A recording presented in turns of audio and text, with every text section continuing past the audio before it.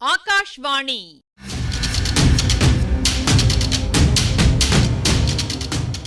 பொன்னியின் செல்வங்கள் வாசிப்பும் ஆய்வும். வாசிப்பவர் ராமசுவாமி சுதர்சன் அவர்கள்.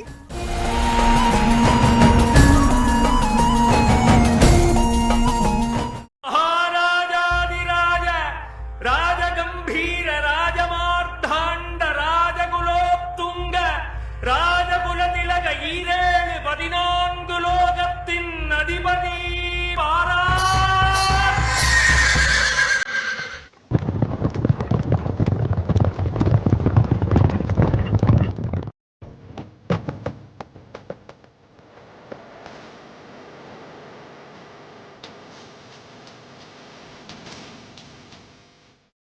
ரவிதாசனும் சோமன் சாம்பவனும் நிலவறைக்குள் உரையாடி கொண்டிருக்கிறார்கள். அப்போது 2-3 நாட்கள் இங்கே இந்த நிலவறைக்குள்ளே தனியாக தங்க வேண்டும் எனும் பொழுது ஒரே யோசனையாக இருக்கிறது ரவிதாசா. அதற்கு முன்னாலேயே ஒருவேளை சந்தர்ப்பம் கிடைத்தால் என்கிறான் சோமன் சாம்பவன். வேண்டாம் வேண்டாம், அந்த தவறு மட்டும் செய்து விடாதே. இன்றைக்கு செவ்வாய்க்கிழமை, புதன் வியாழன் 2 நாளும் நீ காத்திருக்க வேண்டும். சுந்தர சோழன் தனிமையாக இருக்கும் நேரம் எது என்பதை பார்த்து வைத்துக்கொள். சுந்தர சோழனுடைய பட்ட மகிழ்ச்சி எப்போதும் அவன் அருகிலேயே இருப்பாள். வெள்ளிக்கிழமை இரவு நிச்சயமாக துர்கா பரமேஸ்வரியின் கோவிலுக்குப் போவாள். அன்று இரவுதான் நீயும் உன் காரியத்தை முடிக்க வேண்டும். சுந்தர சோழனுடைய குலம் நிர்மூலமாகும் நாள் வெள்ளிக்கிழமைதான்.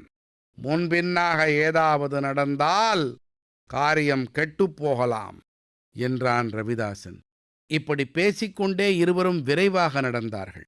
சோமன் சாம்பவன் மட்டும் சுற்றுமுற்றும் பார்த்து கொண்டே போனான். ஆயினும் அவர்கள் அறியாமல் தூண்களின் மறைவிலே ஒளிந்தும் சிறிதும் சத்தமின்றி பாய்ந்தும் அவர்களைத் தொடர்ந்து வந்து கொண்டிருந்த வாய்பேச இயலா ராணி அவர்கள் கண்ணில் படவில்லை. நிலவரைச் சுரங்கத்தின் ஒரு பக்கத்திலிருந்து இன்னொரு பக்கத்துக்கு அவர்கள் வந்து சேர்ந்தார்கள். அவர்களுக்கு எதிரே நெடுஞ்சுவர் நின்றது. அதில் எங்கும் வாசல் இருப்பதாகவே தெரியவில்லை. ஆனால் சுவரின் உச்சியில் சிறு பலகணி வழியாக கொஞ்சம் வெளிச்சம் வந்தது. ரவிதாசன் தீவர்த்தியை சாம்பவன் கையில் கொடுத்துவிட்டு அந்த செங்குத்தான சுவரில் ஆங்காங்கு நீட்டிக்கொண்டிருந்த முண்டு முரடுகளை பிடித்து கொண்டு ஏறினான். பலகணி வழியாக சிறிது நேரம் பார்த்து கொண்டிருந்து விட்டு கீழே சரசர என்று இறங்கினான். அந்த பலகணி வழியாக வெளியில குதிக்கணுமா? அதான் வழியா என்று சாம்பவன் கேட்டான். இல்லை இல்லை, அந்த பலகணி வழியாக எளிதான் நுழைந்து செல்லலாம். ஆனால் அது வழியாக பார்த்தால் சோழன் அரண்மனை தெரியும். அந்த அரண்மனையிலும் முக்கியமான இடம் தெரியும் என்றான் ரவிதாசன். சுந்தர சோழன் படுத்திருக்கிற இடமா? ஆமாம். அங்கே ஜன நடமாட்டம் எப்படி இருக்கிறது என்பதை இந்த பலகணியின் மூலம் பார்த்து நீ தெரிந்து கொள்ளலாம். இப்போது என்னுடன் வா, நான் செய்கிறதை நன்றாக பார்த்துக்கொள். இவ்விதம் கூறிவிட்டு ரவிதாசன் கீழே குனிந்தான். உற்று பார்த்து வட்ட வடிவமான ஒரு கல்லின் மீது காலை வைத்து அமுக்கிக் கொண்டு 2 கையினாலும் ஒரு சதுர வடிவான கல்லை பிடித்து தள்ளினான். கீழே ஒரு வழி காணப்பட்டது. கடவுளே, நிலவரைக்குள்ள ஒரு பாதாள பாதையா என்று வியந்தான் சோமன் சாம்பவன். ஆமாம், இந்த பாதை இருப்பது பெரிய பழுவேட்டரையரையும் இளையராணியையும் தவிர யாருக்கும் தெரியாது. 3வதாக எனக்கு தெரியும். இப்போது உனக்கும் தெரியும். பாதை திறப்பது எப்படி என்று தெரிந்து கொண்டாயல்லவா? இருவரும் அந்த பாதையில் இறங்கிச் சென்றார்கள். தீவர்த்தியின் வெளிச்சம் சிறிது நேரத்துக்கெல்லாம் மறைந்தது. வாய் பேச முடியாத ராணி தான் மறைந்து நின்ற இடத்திலிருந்து ஒரே பாய்ச்சலாக அங்கு வந்தாள். திறந்திருந்த வழியை உற்று பார்த்தாள். அதில் இறங்குவதற்கு ஓர் அடி வைத்தாள். பிறகு புனராலோசனை செய்தவளாய் சட்டென்று காலை வெளியே எடுத்தாள். சிறிது நேரம் யோசனை செய்து கொண்டிருந்துவிட்டு முன்னம் ரவிதாசன் சுவரின் மீது ஏறிய இடத்தை நோக்கினாள். அங்கே ஒரே பாய்ச்சலாக பாய்ந்து சென்று அவன் ஏறியது போலவே தானும் சுவர் மீது ஏறினாள். பலகணியை அடைந்ததும் அதில் ஏறி உட்கார்ந்து கொண்டு அப்பால் பார்த்தாள். சுவரை ஒட்டினாற்போல தோட்டமும் அதற்கப்பால் அழகிய மாட மாளிகையும் தென்பட்டன. அந்த மாளிகையை பார்த்ததும் அவளுடைய உடம்பு சிலிர்த்தது. அதற்குள்ளே தனக்கு உயிரினும் இனியவர்கள் இருக்கிறார்கள் என்பதை அவள் உள்ளுணர்ச்சி கூறியது. இரகசிய வழியாகப் போகிறவர்கள் தனக்கு பிரியமானவர்களுக்கு தீங்கு செய்யும் நோக்கம் உடையவர்கள் என்பதையும் உணர்ந்தாள். அவர்களுடைய தீய நோக்கத்தை தடுக்கும் ஆற்றலை தனக்கு கொடுத்து அருள வேண்டும் என்று அவள் அந்தராத்மாவில் குடிகொண்டிருந்த தெய்வத்தை பிரார்த்தனை செய்து கொண்டாள். கீழே இறங்கி விடலாமா என்று அவள் எண்ணிய சமயத்தில் சற்று தூரத்தில் தெரிந்த மாளிகையின் மேன்மாடத்தில் ஓர் அதிசய காட்சி தெரிந்தது. சற்று முன் அந்த இருளடர்ந்த நிலவரையிலிருந்த ரவிதாசனும் சோமன் சாம்பவனும் அதில் ஏறி தூண்களின் மறைவில் ஒளிந்து நின்றார்கள். அரண்மனையின் உட்பக்கமாக உற்று உற்று பார்த்தார்கள். அப்போது பகல் நேரமாதலால் அந்த மாளிகையின் மேன்மாடம் நன்றாகவே தெரிந்தது. ரவிதாசன் கையில் தீவர்த்தி இல்லை, சாம்பவன் கையில் வேல் மட்டும் இருந்தது. ரவிதாசன் அந்த வேலை வாங்கி கொண்டு மாளிகையின் உட்புறத்தை நோக்கி அதை எரிவதற்காக குறிபார்த்தான். வாய் பேச இயலாத ராணியின் நெஞ்சம் அந்தச் சமயம் நின்றுவிட்டது போல இருந்தது. நல்ல வேளையாக ரவிதாசன் வேலை எரியவில்லை. எரிவது போல பாவனை செய்துவிட்டு சோமன் சாம்பவனிடம் திரும்பிக் கொடுத்து விட்டான். மறுகணம் அவர்கள் இருவரும் அங்கிருந்து மறைந்து விட்டார்கள். வாய் பேச முடியாத ராணியும் பலகணியிலிருந்து சுவர் வழியாக கீழே இறங்கினாள். சுரங்கப்பாதை தென்பட்ட இடத்தையே பார்த்து கொண்டு மறைந்து நின்றாள். இன்னும் சிறிது நேரத்துக்கெல்லாம் அந்த பாதையில் மறுபடி தீவர்த்தி வெளிச்சம் தெரிந்தது. இருவரும் வெளியில் வந்தார்கள். சுரங்கப்பாதையை மூடினார்கள். அதை திறக்கும் வழியை நன்றாகத் தெரிந்து கொண்டாயல்லவா என்று ரவிதாசன் கேட்டான். தெரிந்து கொண்டேன். இனி உனக்கு கவலை வேண்டாம். ஒப்புக்கொண்ட காரியத்தை நிச்சயமாக செய்து முடிப்பேன். சுந்தர சோழனுடைய வாழ்க்கை வெள்ளிக்கிழமையோடு முடிவடையும். இம்மாதிரியே நீங்களும் உங்கள் காரியத்தை செய்யுங்கள் என்றான் சாம்பவன். இளையராணி கரிகாலனை பார்த்து கொள்வாள். அதை பற்றி கவலையில்லை. அந்த குட்டிப்புலி கடலிலிருந்து தப்பி வந்து நாகைப்பட்டினத்தில் இருப்பதாக காண்கிறது. ஆனால் இந்த தடவை அவன் தப்ப முடியாது. அவனை காப்பாற்றி வந்த 2 பெண் பேய்களும் இப்போது இந்த தஞ்சையிலே இருக்கின்றன. ஓடக்கார பெண்ணையும் வாய் பேச முடியாத பெண்ணையும் கூட்டத்திலே பார்த்தேன். அந்த வீர வைஷ்ணவ துரோகி கூட இங்கேதான் இருக்கிறான். ஆகையால் குட்டிப்புலியும் இனி தப்ப முடியாது. நாகைப்பட்டினத்துக்கு கிரம வித்தனை அனுப்பப் போகிறேன். சுந்தர சோழனுடைய குலம் இந்த வெள்ளிக்கிழமை நசித்துவிடும். அப்புறம் மதுராந்தகத்தேவன் இருப்பானே, அவன் இருந்தால் இருக்கட்டும். அப்படிப்பட்ட ஒரு பேதை இன்னும் சில காலத்துக்கு சோழ நாட்டு சிங்காதனத்தில் இருந்து வருவதுதான் நல்லது. பாண்டிய சக்கரவர்த்திக்கும் வயது வர வேண்டுமல்லவா? இவ்வாறு பேசிக்கொண்டே ரவிதாசனும் சோமன் சாம்பவனும் வந்த வழியோடு விரைந்து சென்றார்கள். அவர்கள் மறைந்த பிறகு வாய்பேச இயலாத ராணி சுரங்கப்பாதை தென்பட்ட இடத்துக்கு வந்தாள். உற்று உற்று பார்த்து பாதையை திறப்பதற்கு முயன்றாள். முடியவில்லை. ரவிதாசன் அந்த பாதையை திறந்தபோது அவள் தூரத்தில் நின்றபடியால் திறக்கும் வழியை அவள் கவனித்து பார்த்து கொள்ள முடியவில்லை.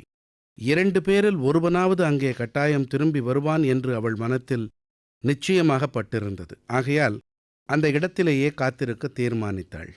அவள் எதிர்பார்த்தது வீண் போகவில்லை. ரவிதாசனை வெளியில் அனுப்பிவிட்டு சோமன் சாம்பவன் அங்கே திரும்பி வந்தான். அவன் கையில் தீவர்த்தி இருந்தது. ஆனால் முன்னை காட்டிலும் மங்கலாக எரிந்தது. ரவிதாசனிடம் அவன் எவ்வளவோ தைரியமாகத்தான் பேசினான். ஆயினும் அவன் மனதில் பீதி போகவில்லை என்பது சுற்றுமுற்றும் மிரண்டு பார்த்து கொண்டு வந்ததிலிருந்து தெரிந்தது. சுரங்கப்பாதை திறந்த இடத்தின் அருகில் வந்து அவன் பீதியுடன் உட்கார்ந்து கொண்டான். சற்று நேரத்திற்கெல்லாம் தீவர்த்தி அணைந்து விட்டது. பிறகு அவன் சுவரின் உச்சியின் மீதிருந்த பலகணியை அடிக்கடி அண்ணாந்து பார்த்து கொண்டிருந்தான். அதன் வழியாக உள்ளே வந்த வெளிச்சம் சிறிது சிறிதாக மங்கி மறைந்து கொண்டிருந்தது. நன்றாக வெளிச்சம் மங்கி சூரியன் அஸ்தமித்து விட்டது என்று அறிந்த பிறகு அவன் சுரங்கப்பாதையை மறுபடியும் திறக்கத் தொடங்கினான். இப்போது மந்தாகினி அதன் சமீபமாக வந்து நின்று கொண்டாள். பாதை திறந்தது. சோமன் சாம்பவன் அதனுள் இறங்கப் போனான். இப்பகுதியின் ஆய்வினை வழங்குகிறார் ஐங்கரன் அவர்கள். கூட்டத்தோட கூட்டமா தஞ்சாவூர் வீதிகளில் நடந்து சமயம் பார்த்து ரவிதாசனும் அவன் தோழனும் சந்து பொந்துகளில் புகுந்ததை பார்த்தோம். மந்தாகினி தேவி பின்தொடர்வதை அவங்க அறியலை. பழுவேட்டரையரின் அரண்மனை தாதி பெண்ணை மிரட்டி தேவையான திறவுகோல், சோற்று மூட்டை இதெல்லாம் வாங்கினப்புறம் நிலவரைக்குள்ளே போய் தோழனை மறைவாக இருக்க சொல்லி சாவியை திருப்பி கொடுத்து வெளியே பூட்டிக்க சொல்கிறான் ரவிதாசன். நிலவரைக்குள்ள சோமன் சாம்பவனுக்கு தேவையான அறிவுரைகளை தந்திட்டு வெளியே போயிடுறான். இன்னும் 2 நாள் தன்னந்தனியாக இந்த பாதாள நிலவரையில் இருந்தாகணும். இனி உனக்கு கவலை வேண்டாம், ஒப்புக்கிட்ட காரியத்தை நிச்சயமாக செஞ்சு முடிப்பேன்னு சொன்னாலும் ரவிதாசன் போனப்புறம் பீதி மட்டும் போகலை. இவன் கையில் தான் வேல் இருக்குது, நெஞ்சில் தைரியம் இல்லைன்னு தெள்ள தெளிவாக தெரிஞ்சு போச்சு மந்தாகினிக்கு.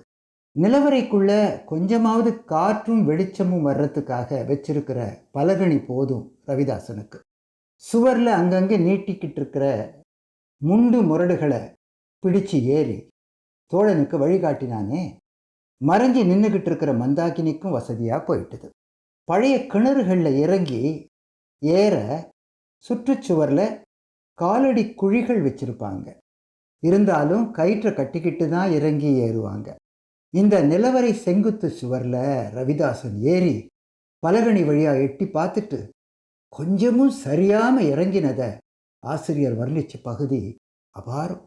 இதை தொடர்ந்து இப்படி ஏறி அந்த பலகணி வழியாக வெளியே குதிக்கணுமா? இந்த சோமன் சாம்பவன் கேட்டதில் கவலை துணிச்சதை நுட்பமாக உணர்த்தும் போது வியப்பின் எல்லைக்கே போயிடும். அவசர அவசரமாக வருது ரவிதாசனின் பதில். இல்லை, அந்த பலகணி வழியாக எலிதான் நுழைய முடியும். வளர்ந்த எலியோ, ஏன் அன்னைக்கு வந்தியத்தேவன் பார்த்த பெருச்சாளியோ 13 மில்லிமீட்டர் இடைவெளி இருந்தால் போதும், நுழைஞ்சிடும். அதாவது தலை நுழையிற அளவுக்கு குறுகின இடம் கிடைச்சா போதும், முழு உடம்போட எளிதாக போயிடும். காரணம் வளையிற தன்மை கொண்ட நெகிழ்வான விலா எலும்புகள். புனர் ஆலோசனை, இதன் பொருள் மறுபரிசீலனை, ஒரு முடிவை மீண்டும் ஒரு முறை ஆராய்ந்து சிந்திப்பது. புனர் மீண்டும், ஆலோசனம் பார்த்தல் ஆராய்தல். லோச் பார்க்க ஆராய, லோச்சனம் பார்த்தல். கண்ணுன்னும் பொருள் உண்டு. மீனலோச்சனி கயற்கண்ணின்னு பொருள் தருது அல்லவா? கிரமவித்தன், இது பட்டப்பேரு. கிரமம் வேதத்தை கிரமமாக, அதாவது முறையாக பயில்வது. வித்தன் அப்படி பயின்ற பண்டிதன். சுந்தர சோழருக்கு முடிவு கட்ட சோமன் சாம்பவன், ஆதித்த கரிகாலனுக்கு நந்தினி, அருள்மொழிவர்மனுக்கு கிரமவித்தன். ஆபத்து உதவிகளில் இந்த ஆளை பற்றி முதன்முறையாக கேள்விப்படுறோம். சந்திக்கும் வரை காத்திருப்போம்.